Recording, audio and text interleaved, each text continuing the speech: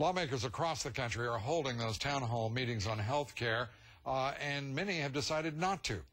Those who are facing emotional, often angry constituents, but these town hall protests, will they actually affect the outcome of the health care debate? That is the subject of our debate tonight and our face-off. And joining me, two of the leading members of the House Energy and Commerce Committee, which approved a health care bill last month in Nashville. Congresswoman Marsha Blackburn of Tennessee. Congresswoman, good to have you with us. Good to be with you. Here in New York, Congressman Frank Pallone of New Jersey. Congressman, good to have you with us. Glad to be here. Let's begin by listening to this statement made at Senator Specter's town hall meeting just this morning. I don't believe this is just about health care. It's not about TARP. It's not about left and right. This is about the systematic dismantling of this country. I'm only 35 years old. I have never been interested in politics. You have awakened the sleeping giant.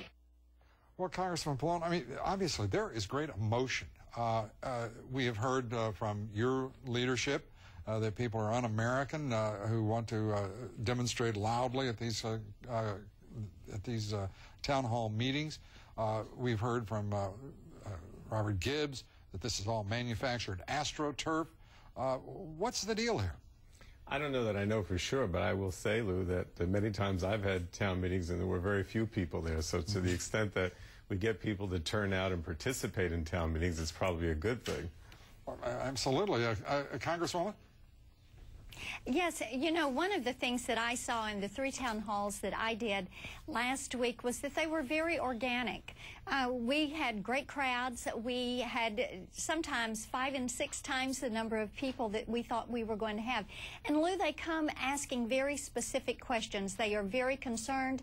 As the young lady in the clip said, what they are beginning to feel is the pressure from TARP, from the stimulus, from the omnibus, from the housing us, from cap and trade, and now health care, and they're going, wait a minute, this is not the kind of change that I wanted. I want Congress to get itself in order. Are you hearing, I mean, are anybody angry? You're obviously a Republican. We're seeing what's happening in Democratic town hall meetings. Is there equality here? Are you getting any of your feathers ruffled? Oh, well, I have some people who disagree with me on issues, but I invite them to participate with us. And one of the town halls that I held last week out in a parking lot, because we were too large for the facility, I had people there that... our crowd was too large for the facility where we were going to be. And, you know, it was interesting because we had plenty of give and take from people that were attending the event. Congressman Pallone, you're getting ready for some give and take here later in the month. Right. How many town hall meetings are you going to hold?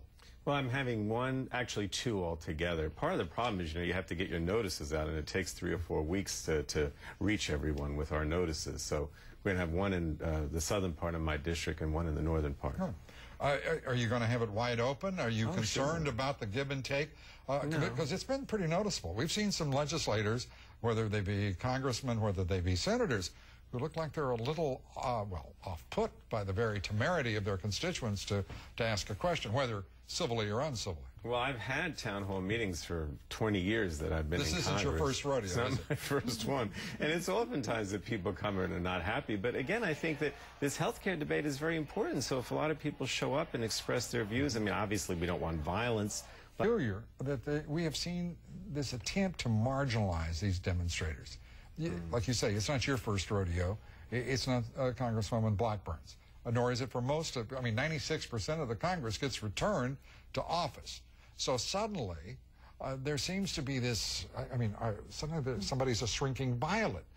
People are a little concerned. I mean, is this a political ploy by the Democratic Party, or is there suddenly a... Well, I think, Lou, if you think about it, during the presidential campaign, this was a major issue. I think it's become an even more priority in the last 6 months, in part because of the economy, and we see people losing health insurance, and a lot of people can't afford the insurance they have. So I think people are responding to it because it's a big priority for them.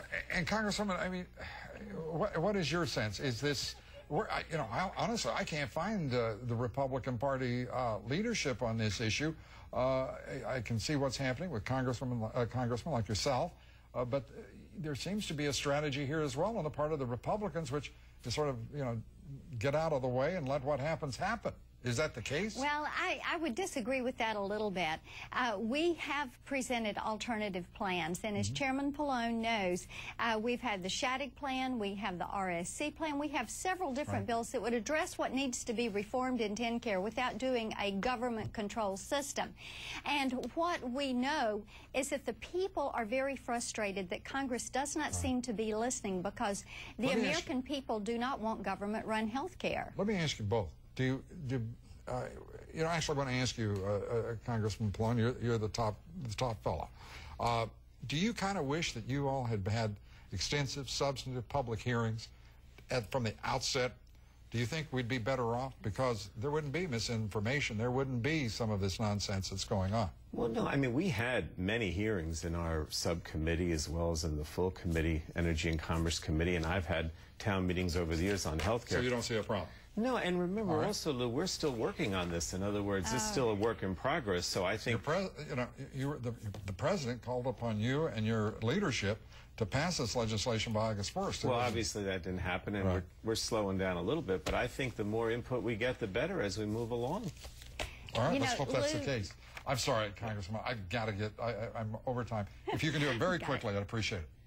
Well, a couple of things. We publicize well, just one our thing, town because I've got halls. 15 seconds.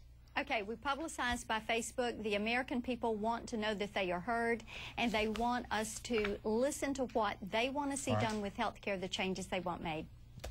Congressman Blackburn, thank you very much. Congressman Pallone, thank you very much. Thank you. Up next, more on the showdown over the president's health care proposals, rising concerns at those town hall